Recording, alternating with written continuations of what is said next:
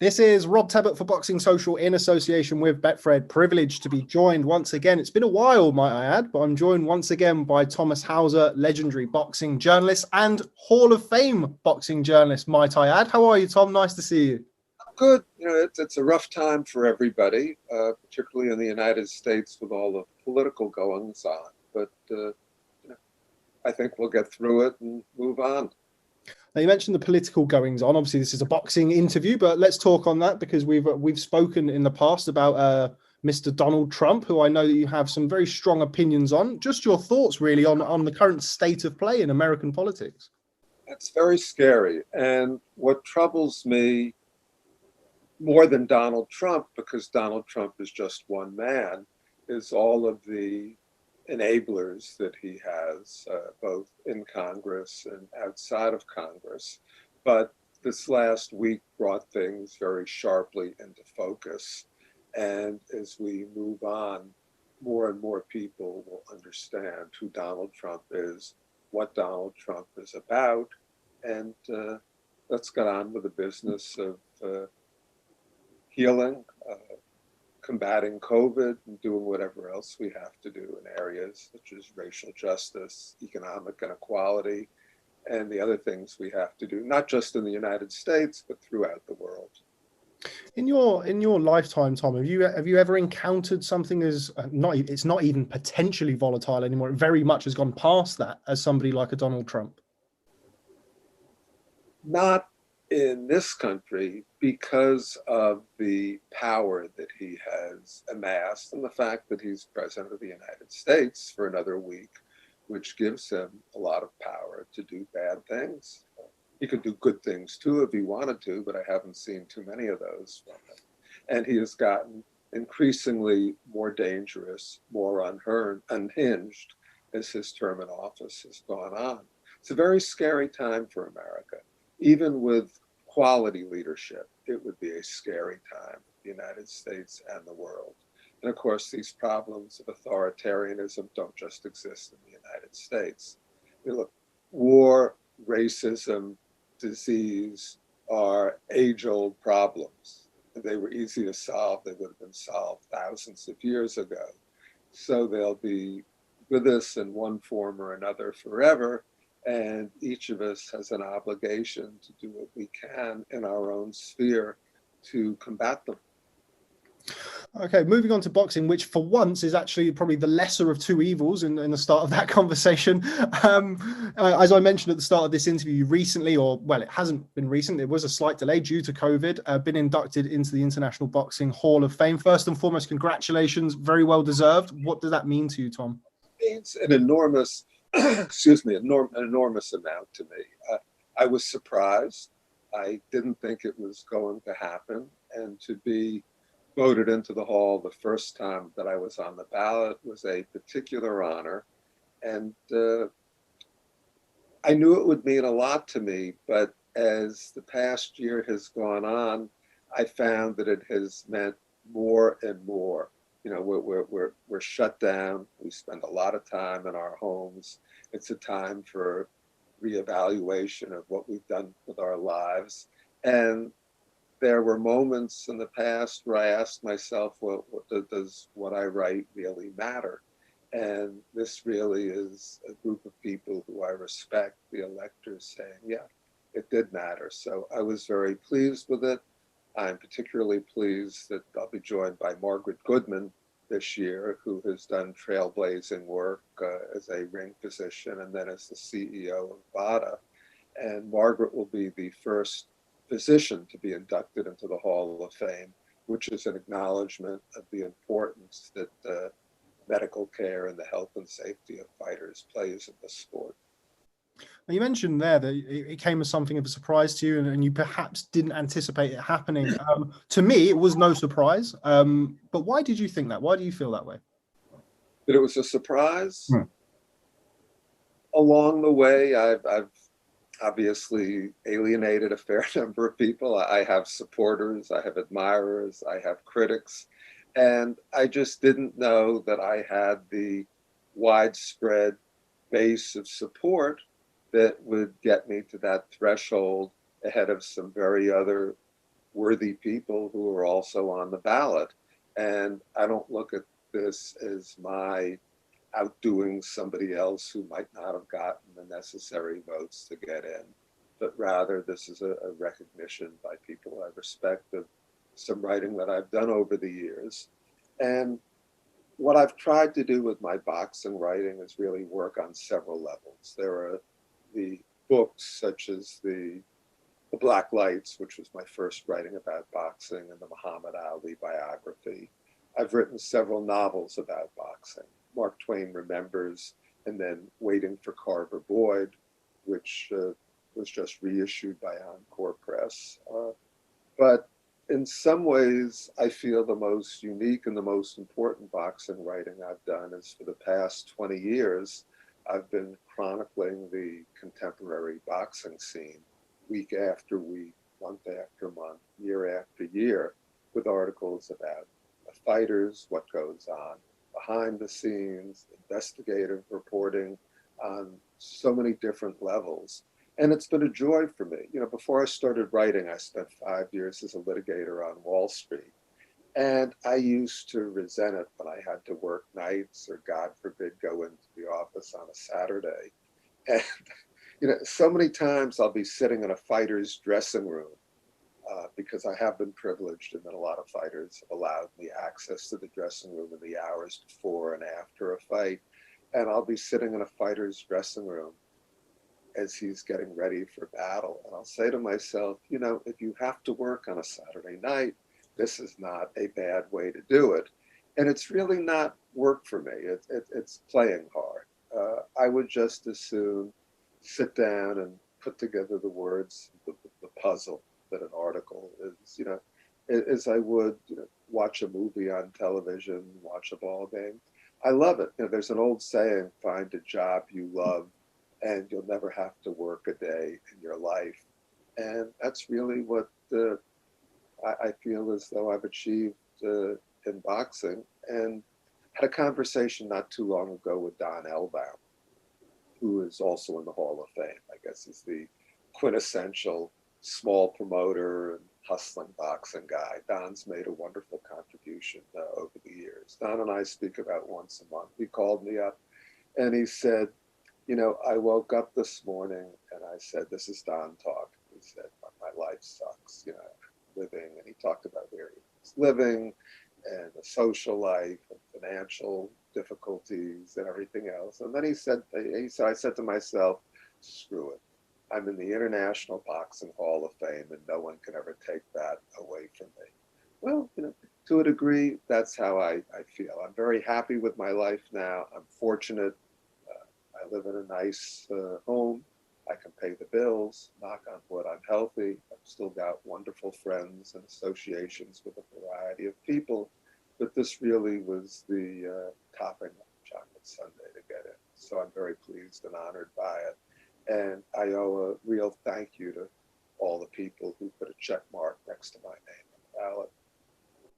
Well, as I said, and I'd just like to echo it again on behalf of myself and Boxing Social, I'm very pleased to see you in the Hall of Fame as somebody whose work I followed for numerous years before I even thought about a life in boxing. So congratulations for that once again. You mentioned Dr. Margaret Goodman. Now, one of the things that kind of came up around, and it wasn't the list that you were inducted on in 2019, but more prominently so in 2020, was the inclusion of people who have tested positive for performance enhancing drugs as a first ballot entrant into the Hall of Fame. What's your viewpoint on people with performance enhancing drug convictions being in the Hall of Fame? It's a very tricky issue. You know, in baseball in the United States, people who have been seen as culpable with regard to performance enhancing drugs like Barry Bonds, Mark McGuire, Sammy Sosa, Roger Clemens have not been inducted into the Baseball Hall of Fame. Boxing tends to be a more forgiving sport. You know, Don King is in the Hall of Fame.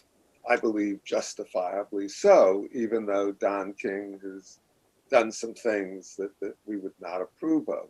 Boxing has different standards. So I'm not prepared to say that somebody should be barred from the Hall of Fame because of performance-enhancing drugs, but it should be weighed as a factor in considering their legacy. And I have greater respect for fighters who have never had any involvement with it. And let's face it, we also know that there are fighters who use performance-enhancing drugs who have not been caught because drug testing is very haphazard. If you test clean, it doesn't necessarily mean that you're a clean fighter. It means that you were clean on the day that you were tested. And with today's microdosing and sophistication, unless you test somebody within 24 hours that they're using, very often the use goes undetected. Now, we've mentioned Dr. Margaret Goodman there. One of the things that came from the pandemic was, of course, the ceasing of drug testing, not only with VADA, but of course in America and over here with UCAD in the UK. How big of a concern is that to somebody like you who is so well versed in kind of the ins and outs of performance enhancing drugs? It was a concern, but the drug testing started up again. Also, the World Boxing Council's clean boxing program was temporarily suspended by the pandemic, but it's picked up again. The greater concern is not that temporary hiatus, but the fact that so little money is available for drug testing that it's really a hit and miss proposition. And unless a fighter consents or a promoter consents and funds year-round drug testing, it's fairly easy to escape detection. Now, you can say that we've just signed to fight, and so we'll have VADA testing from this point on, or UCAD testing from this point on, whatever you want to use. I think we all understand that VADA is the gold standard when it comes to testing. But if you don't start testing until a fight has been signed, it gives the fighters involved a huge window of opportunity. So what I would like to see, and I really believe it's the only way you're going to accomplish this, is for the networks, whether it's Sky, BT, in the UK, or here in the United States, Fox, ESPN, for DAZN, for all of the Showtime, I might add, put on the list, for all of these networks to say, we are going to make it a condition of appearing on our network that you have to submit to year-round VADA testing and also find a mechanism to fund it. But people don't really have that impetus. One, they don't spend the money, and two, in a lot of instances, they're concerned, well, if we do that, the fighters will just gravitate to our competitors. I give Bob Bennett in the state of Nevada. Bob Bennett's the executive director of the Nevada State Athletic Commission. And Bob Bennett has formed an alliance with VADA in Nevada. They're doing a lot of VADA testing there. And Nevada has pulled down some big fights, the biggest one being that they pulled down a Canelo Alvarez fight at one point. It was rescheduled. This was the second fight against Gennady Golovkin, which happened. And there's a fear and a belief that Nevada has lost some fights to neighboring jurisdictions because of its strict drug standards. But good, at the end, the fighters are going to have to take a stand on this. It's the fighters who are going to have to get together and say, this isn't about hitting a baseball further or running faster. It's about getting hit in the head harder. That's long-term damage for us. And the fighters are going to have to get together as a group and say, no more. We want serious drug testing. And I give Margaret Goodman a great deal of credit for giving them the avenue. You know, most state athletic commissions don't have the expertise or the will to do the job right. And VADA has both. Just want to go back to something you've said there, Thomas. It's something that we've spoken about previously, but I would like to speak about it again. You mentioned about VADA testing from a certain date when a fight is signed, but of course, as you and I both know, a lot of performance-enhancing drugs are ingested or used significantly before that. Tell people about the difference between, for example, signing a VADA with a 6-week testing window and VADA with a 14-week testing window. First, there are many different ways to get into the VADA testing program. Each of them have pluses and minuses. The WBC clean boxing program is very good from the point of view that if you are ranked in the top 15 in any weight division, or hold any of the WBC titles, whether it's world champion, franchise champion, super champion, interim champion, silver champion, don't get me started on that. But if you're in any of those categories, men's or women, then you are subject to year-round VADA testing. You have to enroll in the VADA program and give VADA a cell number where you can be located at any time so you can be tested at any time. So in terms of the opportunity to test, that's very good. The problem is that while the WBC gives VADA $10,000 a month to test, that might seem like a lot of money, but it only averages out to $25 a fighter, and you can't really drug test for that. So what VADA has to do, pursuant to the clean boxing program, is pick and choose who they will test, and generally they test fighters who are signed up for big fights.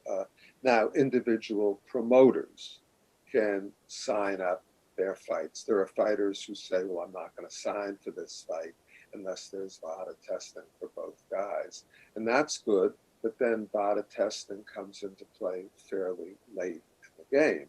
So a fighter can be using illegal performance enhancing drugs for 3 or 4 months. Then when the fight is signed, he cycles off or she cycles off, and they test clean.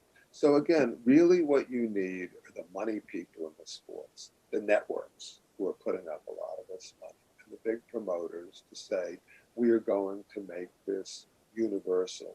We're going to fund it properly.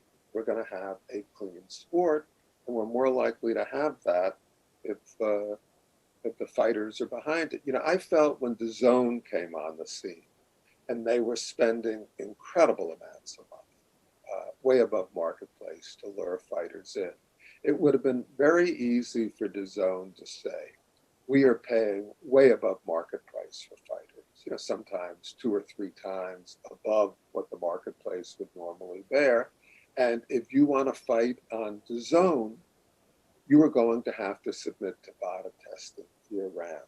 That would have carved out an identity for DAZN and also appealed to a certain number of fighters who don't like these arms races, who want an honest sport, a clean sport. DAZN didn't do it, and that's not to knock DAZN. No network has done it. I believe that one of the German networks, ARD, might have done it at some point. But you really need a cleaner sport, because again, we're not talking about running faster. We're talking about hitting people in the head harder.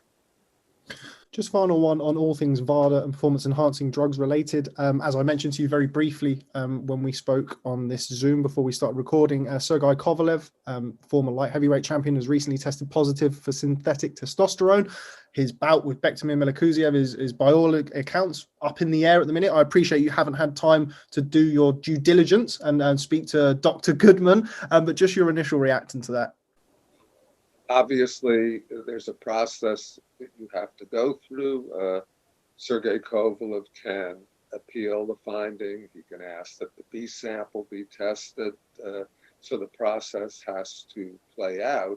But one of the things I like about VADA is that when he tested positive, the relevant parties were notified. It wasn't hidden, swept under the table, so the fight could proceed as planned. We'll see how the process plays out. We have to see it. I guess the ball is now in Sergei's court to decide what he wants to do next.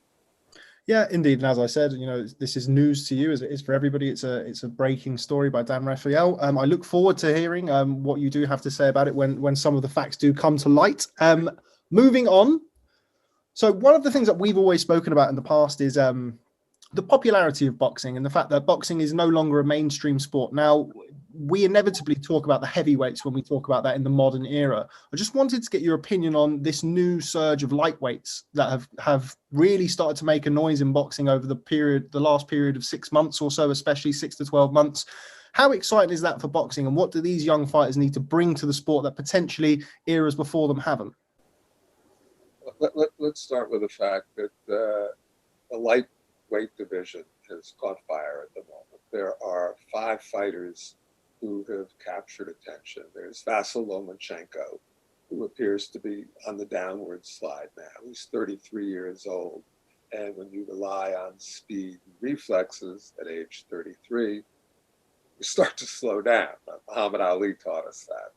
And then you have 4 very exciting, potentially great fighters in Teofimo Lopez, Devin Haney, Gervonta Davis, and Ryan Garcia.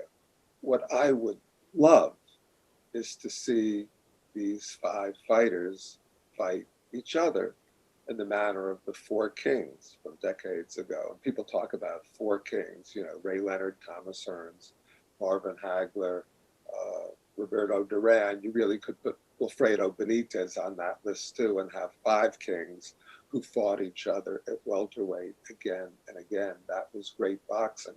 I don't think we're going to see that here because of the way the sport is structured, the competing networks, the fact that people really don't want to go in tough, that the sport has become more about hype and glitz than reality.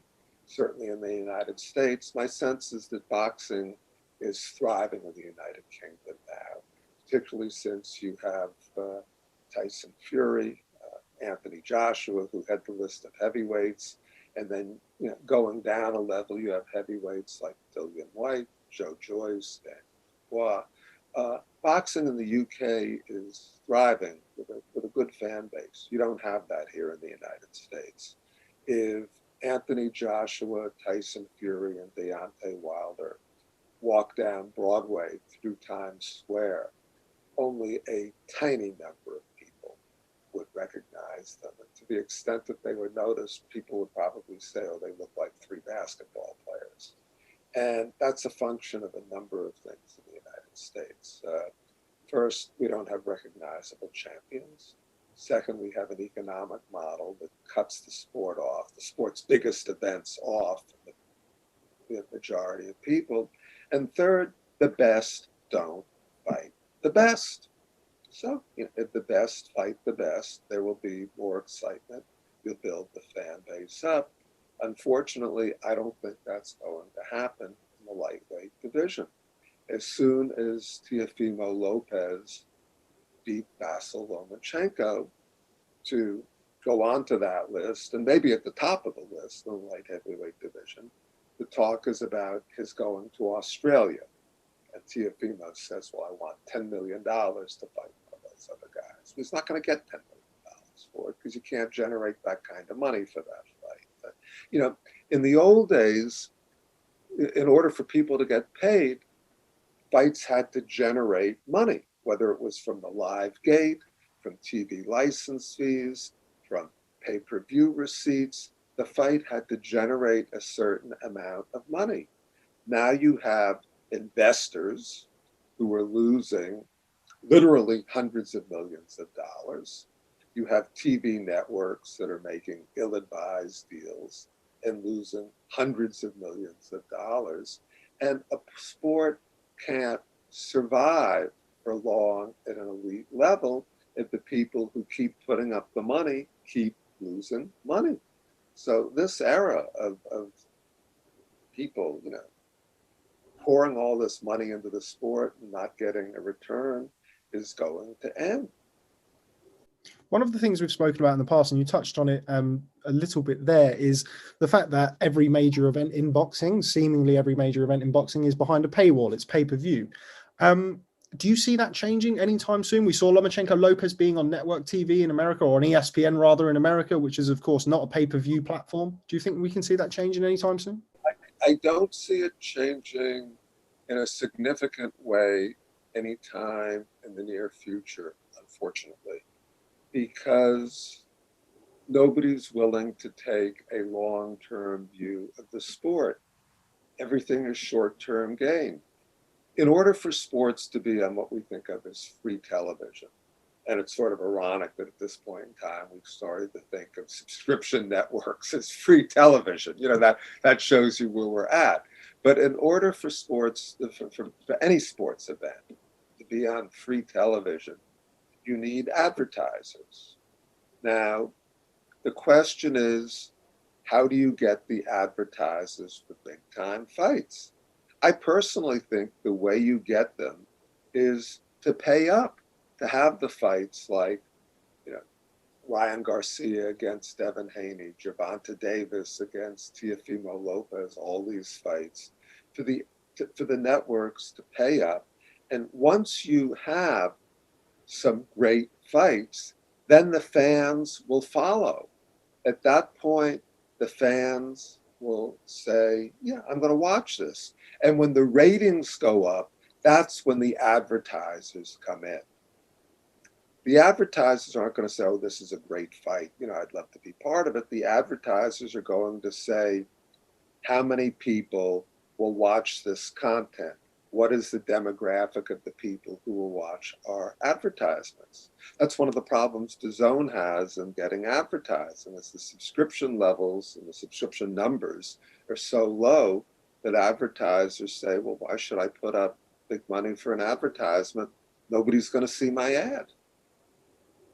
You mentioned the Four Kings there, and you kind of talk about bringing new advertisement, new companies to boxing, new sponsorship to boxing, and boxing, you know, conventionally or certainly at times, significant times, has had somewhat of an image problem. You've got these lightweights coming through now. You've got Ryan Garcia, who is digitally is a juggernaut. Is it going to take somebody like a Ryan Garcia coming through with a fresh attitude to wanting to fight these guys? I mean, he's talking about fighting Gervonta Davis next. He says he doesn't want to. He said he could potentially retire in the next 3 or 4 years. Is it going to take somebody to really go out on a limb and break the mold in order for that to happen? No, it's going to take good fights. You know, one-offs aren't going to bring the sport back. You know, we've seen that again and again and again. When Manny Pacquiao fought Floyd Mayweather, they broke all pay-per-view records. People were saying, oh, this is the fight to save boxing. Now, that fight damaged boxing enormously. You had an audience of millions and millions of people, including not just crossover sports fans, but crossover people in general who tuned in to say, okay, let me see what boxing is like. And not only did they see a dreadful fight between Mayweather and Pacquiao, they saw 2 dreadful undercard fights. You know, trickle-down economics doesn't work. Tides rise from the bottom up. So boxing has to start putting on good content. And it doesn't, you know, UFC got it right. I don't particularly like MMA. I'm not a UFC fan. But one thing Dana White got right from the building. Can't even speak now. Let me try that again. One thing Dana White got right from the beginning, there we go, is that he put on good competitive undercard fights. You go to a boxing event, a big event, whether it's in Vegas, Madison Square Garden, anywhere, and this is when you had crowds, you know, the arena's 90% empty when it starts, you know, and that's on a good night, you know, and people don't file in till the semifinal bout or the main event. You go to a UFC card and the seats are 80% full from the start because they know they're going to see good, exciting undercard fights. I would much rather see 2 guys with 9 and 7 records fight each other than some guy who's 18 and 0 fighting a no-hope opponent, you know, who's 6 and 10. You know, boxing has to put on competitive fights. You know, right now there is very little following, certainly in the United States, for generic boxing. People will watch generic what we call football, you know, in the United States. People who couldn't care less, you know, about the Jacksonville Jaguars against the Miami Dolphins, you know, will tune in and watch that game on TV because they like watching football. There's very little support for generic boxing because the generic boxing that people see isn't very good. So give them good, exciting fights. You know, to me, you know, one of the things the networks really missed out on is you had a very exciting club fighter, and I'll call him a club fighter, named Shawnee Monahan. And that's not a knock on Shawnee. Shawnee is a wonderful person. He was a good, honest, hardworking fighter. let's say either he was a very, very good club fighter or lower level world class. He didn't tack it at the top level. I would have loved to see Shawnee Monahan against Mike Lee, who, again, had a manufactured record, who got up to a certain point and then was obliterated by Caleb Plant, the one fight he had at a world-class level. You put Shawnee Monahan against Mike Lee, I personally think Shawnee would win that fight, but it is a great, great club fight. And you put that on, in Long Branch, where Shawnee came from, the Long Branch, Long Beach, I get the two confused, or Notre Dame, where Mike Lee went to school. You have a great boxing event. We had a fighter in the United States named Boyd Nelson. Boyd Nelson, who Boyd went to West Point. He graduated from West Point. This is serious stuff. And Boyd was a serious fighter who retired a couple of years ago. I would have loved to see a Boyd Nelson fight card at or around West Point, the United States Military Academy, against a fighter who had been in the United States Navy. Put on a fight card with, 6 guys who'd been in the Army against 6 guys who'd been in the Navy, who were professional fighters. Do you realize the excitement that would engender? The scene, the thrill. One thing I hope your viewers do is go to a club fight sometime. It's not, you can't do it now because of the pandemic, but when they start up again, go to a club fight. The atmosphere is incredible. Good club fights are wonderful, wonderful entertainment, but it has to start and go from the bottom up. Boxing isn't doing that, which is why Mike Tyson and Roy Jones, which to me was a farce, got more pay-per-view buys, twice as many pay-per-view buys as any other fight this year. It's why YouTubers like, Logan Paul and Jake Paul are doing these blockbuster numbers. That wouldn't happen in any other sport. I mean, if you brought back, 2 YouTubers, and had them play basketball against each other, how many people would pay to watch that? Not many.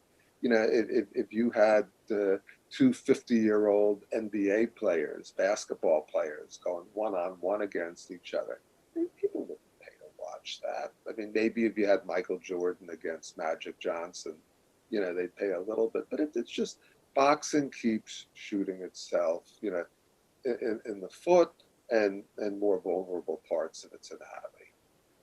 Just to expand on that, that's something that I did want to get your opinion on, the kind of the YouTuber fights, Mike Tyson, Roy Jones. I mean, boxing, it's fair to say, and I'm sure you would agree, has a long history of such attractions or similar attractions throughout the years in the sport. Just your thought on it. I mean, I've spoken to various promoters who are obviously promoting the event. Myself, as a digital journalist, if you would call it that, or somebody who runs an online company, I see the numbers and I see the kind of the short-term benefit, at least, that it brings to a company such as myself. What's your view on it? Is it harmful to the sport? Is it good for the sport? What's your viewpoint? First, it speaks to the intrinsic appeal of boxing.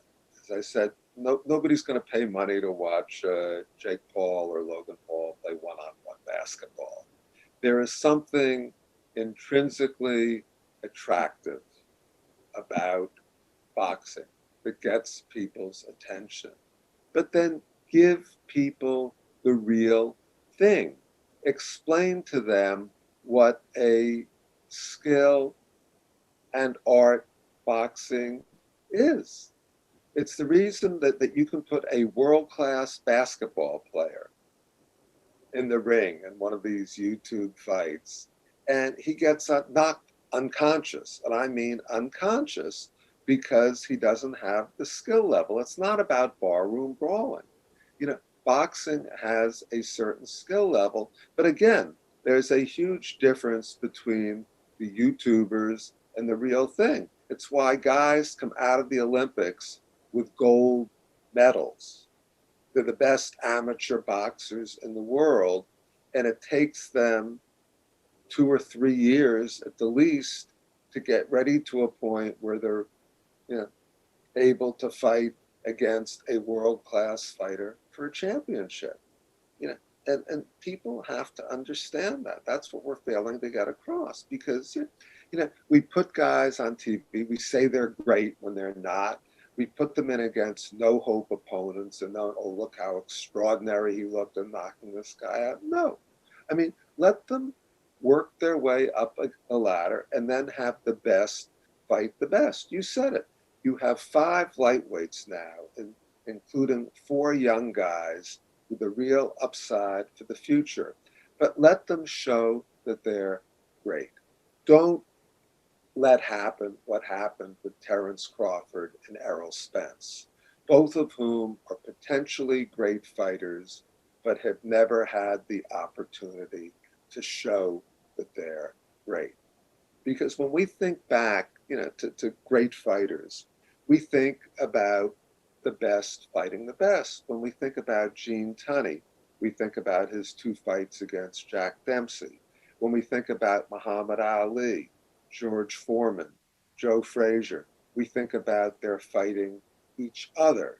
You know, those are the fights that people remember. Those are the fights that make myths, myths that are based on reality.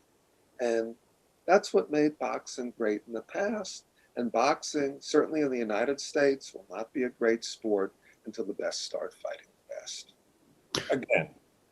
We've spoken before, and you've mentioned it in this interview, about you know, lack of clarity in the governing bodies and lack of clarity throughout the sport when it comes to champions. Too many belts, not enough champions, so to speak. Just your thought on, you mentioned the franchise title, the super title, the interim title, the regular title. How detrimental is that to boxing on a grand scale? Very. It's killing the sport. The purpose of sports, from a fan's point of view, is, apart from just enjoying the day-to-day competition, it all leads up to crowning a champion. How popular would what we in the colonies call soccer and you call football, how popular would football, would the World Cup be if you had 4 World Cup champions each year? I mean, yeah, let's get real for a minute. If you had 4 men's Wimbledon champions each year, if you had a Super Wimbledon champion, a World Wimbledon champion, a Wimbledon champion, a Silver Wimbledon champion, and there was no way of telling which was the best of them. It's killing the sports. You need one recognizable champion in each weight division. That's why I have championed the idea, and it unfortunately never got traction, of moving not from champions, but a serious polling mechanism to determine who is number 1. Fans understand, you know, number 1. And here in the United States, certainly, you know, if you look at college football, it's a huge event if the number 3 team in the country is playing the number 5 team in the country. People understand number 1. And I'd like to get some clarity. I don't care who has which heavyweight belt. I care who's the number 1 heavyweight in the world. Now, the way you would find that out would have been to have a round-robin tournament between Tyson Fury, Anthony Joshua, and Deontay Wilder. That's 3 fights. You could have had them within the confines of certainly of 18 months and within the confines of a year if the guys were willing to go in every 4 months, which certainly they're physically capable of doing. Now, out of those 3 fights, if somebody emerges 2-0, he's your number 1 heavyweight in the world.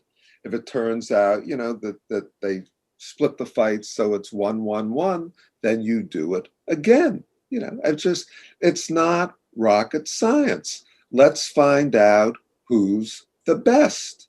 That's really what we want to do. You know, there was a time when everybody in the United States knew who the heavyweight champion was. My mother who is not a boxing fan could have told you. And it didn't have to be Joe Louis or Muhammad Ali. There was a time when people knew that Max Schmeling or James Braddock or Ingemar Johansson or Floyd Patterson was the heavyweight champion of the world.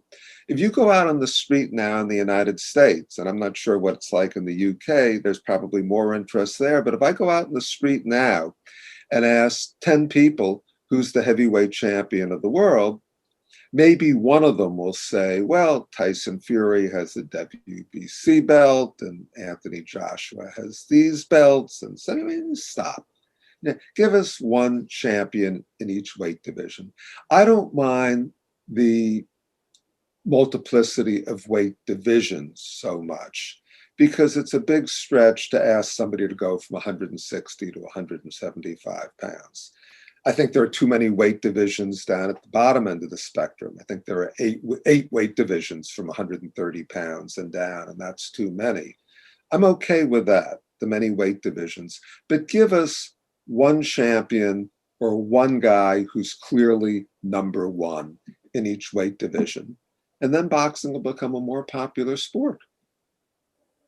You make a good point there. And before we start talking about heavyweights, I think it's probably a good time to talk about the Bridgerweight division before we get to the heavyweight division. You mentioned weight classes. Are you in favor of a new weight class, the Bridgerweight division? Well, I just wrote an article about that for the current issue. I think it's the March issue of the Ring magazine.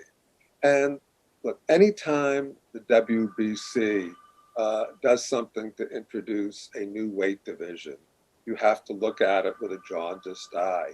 But I personally am not opposed to the creation of a new weight division because it is a big stretch to go from 200 pounds and up. What I disagree with are the weight limits that were set. They have a 224-pound limit for the Bridgerweight division. And that means a fighter could dry out and come into the ring at 240 pounds, which, come on, to me, that's just absolutely ridiculous. So what I would favor is keeping the light heavyweight limit at 175 pounds, lowering cruiserweight to 215, cruiserweight to 195, what did I say? Lightweight's 175, cruiserweight would be 195, and then have your next weight division limit at 215 pounds.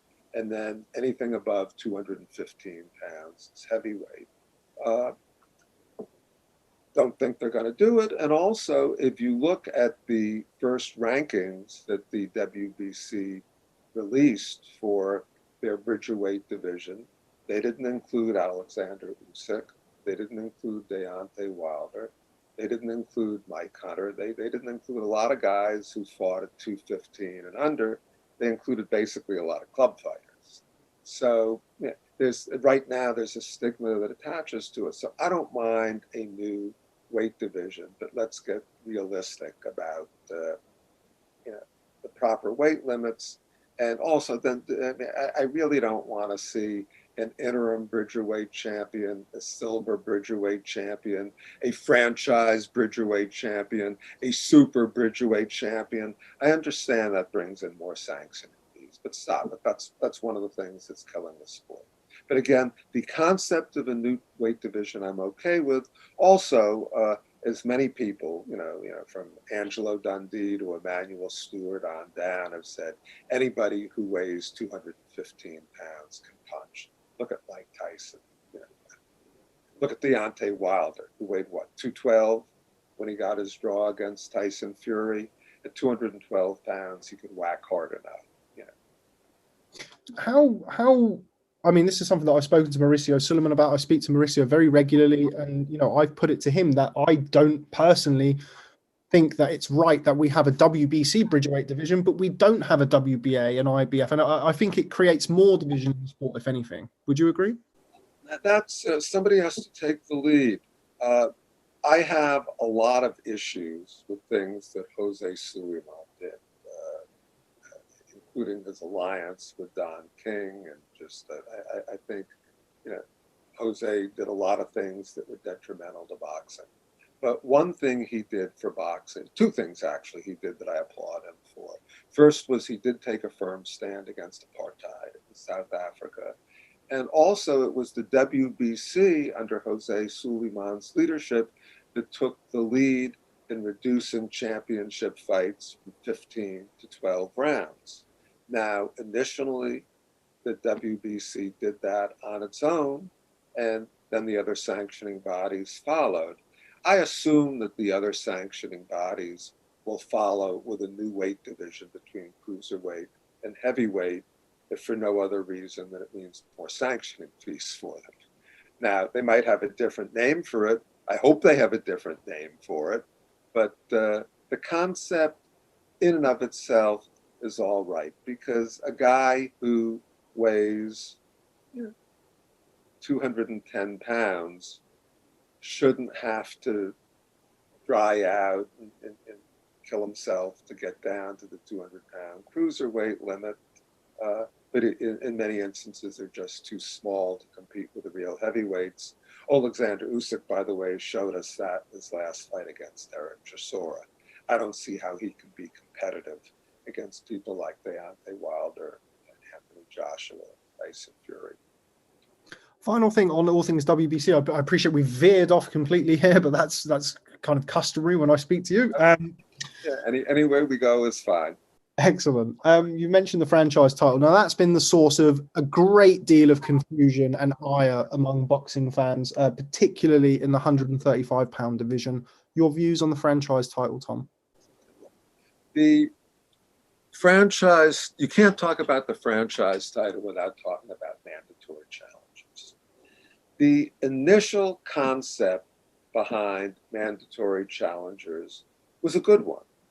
You had guys, people like, Archie Moore, for example, who was clearly the best light heavyweight in the world for years, and the champion wouldn't fight him. Didn't want to fight him because Archie was going to beat him. Archie was, 39 years old before he got a title shot. And that's true again and again and again. You had very good fighters who were ducked by the champions. And the idea behind a mandatory challenger was that, okay, now the champion will have to fight the number one challenger. Where it fell apart and where it was ruined was now to be the number one challenger, the mandatory challenger. You don't have to be the best challenger. What you have to have done is paid sanctioning fees to get to that spot, and you pay sanctioning fees to get to the point where you can be an interim mandatory challenger or a silver mandatory challenger. I don't know that they really have those titles, but and the point is you have to pay sanctioning fees to get to a certain level, and then you have mandatory challengers who are not that good, who nobody wants to see fight. They're commercial death, and so to avoid that, the WBC got the idea, well, okay, let's have a franchise champion. So somebody like Canelo Alvarez, when he was their middleweight champion, won't have to fight the stupid mandatory challenger that we put in place. He can fight whoever he wants to.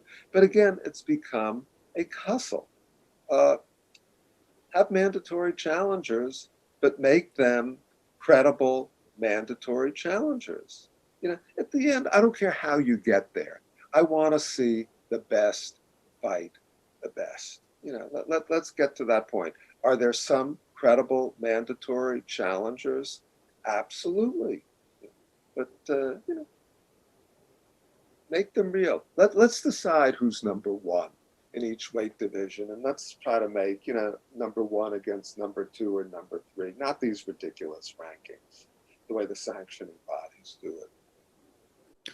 Now, moving on to the heavyweights, the first time that I actually met you in the flesh was in New York ahead of Anthony Joshua versus Andy Ruiz 1. Quite a lot has happened in the heavyweight division since then. Most notably, Tyson Fury defeating Deontay Wilder, Anthony Joshua getting his titles back from Andy Ruiz in Saudi. Let's start on Anthony Joshua versus Andy Ruiz 2. You were very critical of Anthony Joshua in the wake of Andy Ruiz 1. What did you make of Anthony Joshua in the rematch? I don't know that I wasn't critical about Anthony in the wake of Anthony Joshua against Andy Ruiz one, and I think we spoke right after the fight. We did.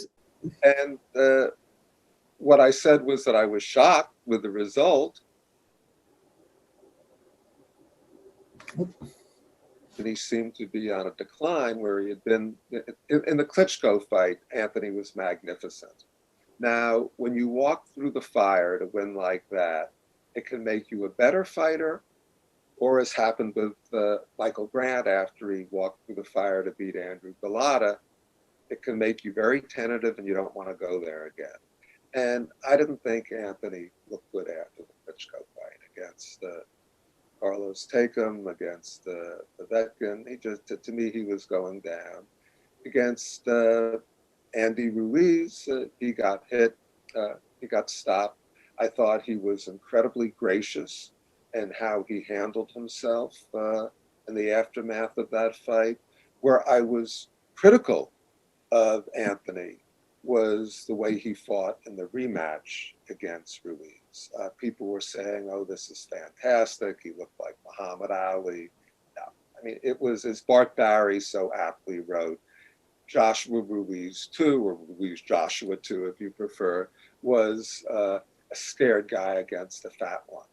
This wasn't a young Muhammad Ali against a young Mike Tyson, where, oh, wow, look at Ali. Anthony just ran. It was a very disappointing performance. That's not a personal comment. You know, everything I know about him and that I've seen tells me that Anthony is a wonderful person and an excellent representative, not just for the sport, but, you know, in general. You know, he's a great role model as far as I can see. He's gone through some hard times. He got through them outside the ring I'm talking about now.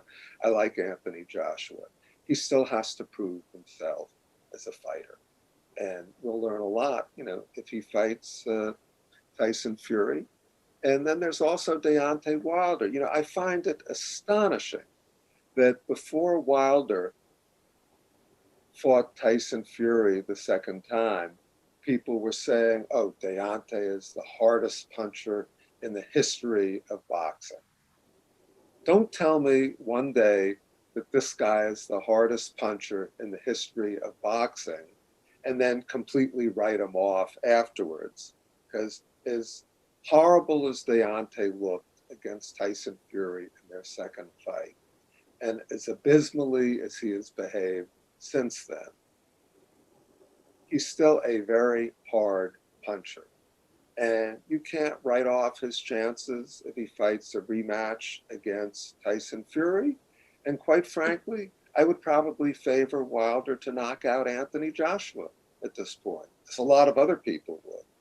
So, you know, again, let's let these three guys fight each other. You know, if Tyson Fury beats Anthony Joshua, Tyson Fury is clearly the man. If Anthony Joshua beats Tyson Fury, there's still the nagging question of, well, what would happen if Anthony Joshua got in the ring with Deontay Wilder? Let's move on to Joshua versus Pulev. You mentioned there about Anthony Joshua kind of changing his style and potentially the Vladimir Klitschko fight and certainly the Andy Ruiz 1 fight having some impact on that. What did you make of his performance against Kubrat Pulev? A lot of people who I've spoken to in the sport have used the term stuck between styles. Well, again, consider the opposition. As I wrote at the time, you know, Pulev fought like a Bulgarian circus strongman. You know, he had no finesse. He is. I suppose he's a world-class fighter, but he's certainly not at the higher levels when it comes to world-class fighters. Don't give us that fight. You know, there are a lot of guys who can beat Pulev. I want to see Anthony Joshua in the fights that matter. Right now, there are 2 fights I want to see Anthony Joshua in. One would be Tyson Fury. The other is Deontay Wilder. Do I want to see Anthony Joshua against Alexander Usyk? No, because I don't think Usyk hits hard enough to hurt him. You know, if Usyk can't hurt Derek Chisora, how's he going to beat Anthony Joshua? Yeah, just give us the big fights.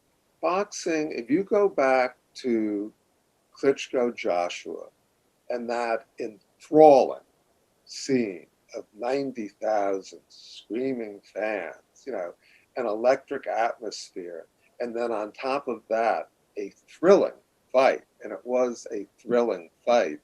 That's boxing at its best. Give us that. Give us Errol Spence against Terence Crawford before it's too late. Give us, the 5 lightweights we've talked about fighting each other. That's how you make boxing a popular sport again. To me, boxing at its best is the greatest sport of all, but it's got to show people. I agree. Final question from me, Tom, with regards to the heavyweights. Anthony Joshua and Tyson Fury have been discussing very openly the possibility of them fighting not once, but twice, potentially in 2021. Two-part question. Do you see them facing off this year? And if you do, or even if you don't, who would you give the edge to in that fight should it happen? My guess is that it will happen this year. Everything we've heard tells us it'll happen in the Middle East because that's where the money is. That's a shame. Obviously, from an artistic point of view, let's say, in terms of energizing boxing, that's a fight that should be in the UK. Again, Joshua Fury, you'd have 90,000 screaming fans. It would be an incredible, incredible scene. That's how you build excitement for the fighters and for the sport of boxing. Probably won't happen that way. If the fight happens, I have to go with Tyson Fury. Based on what we've seen so far, I believe that he's a better boxer. My sense is that his size will give AJ trouble. And I think he's mentally stronger at this point. So I'd go with Tyson Fury. But AJ has a hellacious right hand. He's got a very good uppercut. He hits hard enough to hurt anybody, and that includes Tyson Fury. So it's not a gimme. Hey, I'll watch it. I'd look forward to seeing it. As would I. Right, before I let you go, Tom, you've been very, very humble throughout this whole interview, and you've answered my questions. I am, as I've mentioned to you, not only this time, but several times before, a huge fan of you and your work. What have you got coming up for us to read, Tom? You always have some exciting news in the pipeline. What have you got coming up for us? Okay, each year and thank you for that, each year the University of Arkansas Press brings out a book of all the articles that I wrote the year before about boxing. And this year's edition, which just came out, is called Stare Down. Now, I'll try to hold this up for the camera. I'm not always sure where to hold things. That's good. Cover photo is of Michael Buffer, and it was taken by an incredibly talented portrait photographer named Wojtek Urbanik, and to spell his name out because he's got a very good website with a lot of his boxing photos on it. It's Wojtek, and then Urbanik is spelled Urbanek. And if your viewers go to Wojtek's website and look at his boxing photos, they're in for a real treat. He's been put on the shelf lately because of the pandemic, but we're hoping he can get out again because he's done some marvelous work.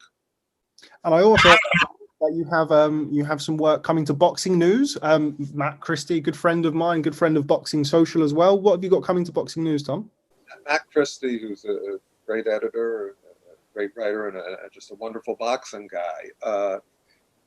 And I have hooked up for a series of articles for Boxing News. And the one that comes out next week is a profile of Margaret Goodman. And Margaret is somebody who deserves all the accolades she has gotten. Okay, well, we look forward to that. I have my Boxing News subscription, so I'll be checking it out. Thomas Hauser, always a real pleasure. Thank you so much for giving me your time, not only today, but at various other instances in the past. It's always great to catch up with you and great to see you looking well in these uncertain times. Please do take care of yourself. And as I say, always a pleasure. Thank you so much for speaking to Boxing Social. Always good to be with you. We are starting to see the light at the end of the tunnel, both in terms of COVID and political situation here in the United States. So let's hope for the best.